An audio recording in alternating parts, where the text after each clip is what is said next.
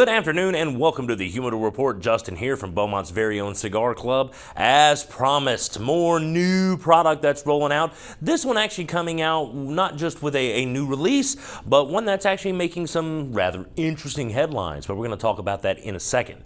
Now, CAO is a brand that has been around for more than a few years. CAO goes back to even my earliest days into the cigar world, which began over 20 years ago. But we have a new offering from CAO on the table here that you see laid out in the middle in front of all the yellow wall of Xeno, which we're going to talk about our Xeno promo here in just a minute as well. But this down here up front, this is the CAO BX3. Now, the X series, if you will, from CAO is nothing new. And that actually goes all the way back. I believe the first one was the MX2, which you see right here to my right.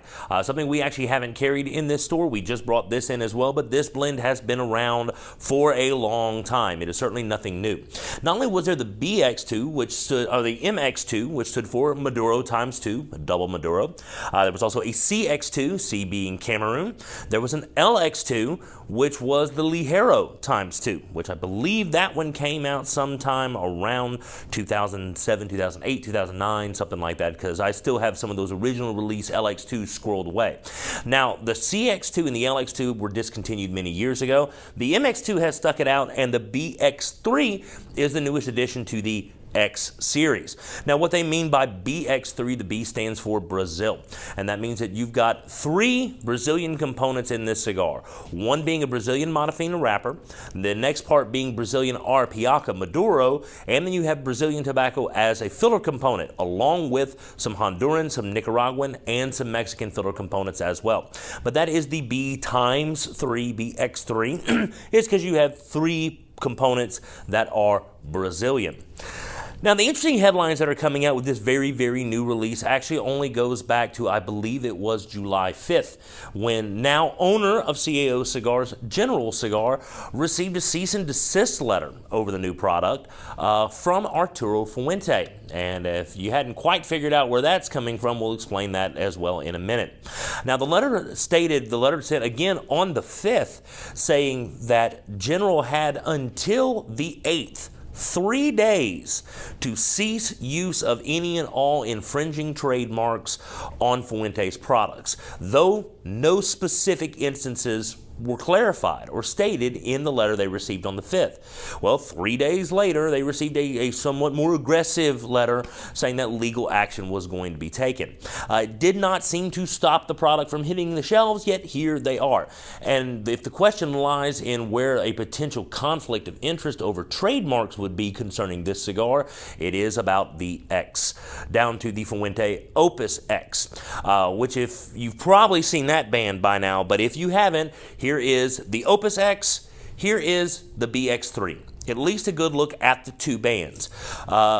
The difference that I can see with the BX3 as compared to, say, like the MX2 is the predominance of the X on the box. The X is much, much, much larger, but it is still the same kind of inverted, unbalanced X that they've used on MX2, Cx2, Lx2, and even in the CAO Extreme, where they had the capitalized X in the word Extreme, and even that one's been discontinued for a number of years now. So on one hand, I can somewhat see with confusion amongst customers, all they can remember is they were told to get the cigar with the X. And I could possibly see some customers possibly being confused, seeing the X, being told Opus X, and grab this instead. But the thing that I have a little bit of difficulty understanding is Opus X was out and on the market before MX2, before CX2, before Lx2, and there was never a conflict. The only thing I can see is they've made the X much larger on the new BX3 than the X has been in previous years. As you can see here on this guy, the X is much, much smaller. So where there may be good ground on either side of the argument, I guess it is going to take a judge to see, because General ignored the cease and desist letters. The product went out, and as you can see, it is on the shelves and ready to go. Just got here, hadn't been here but maybe a week now. We just got so many new products that rolled in, so we haven't had a chance to show them all off right as they roll in the door.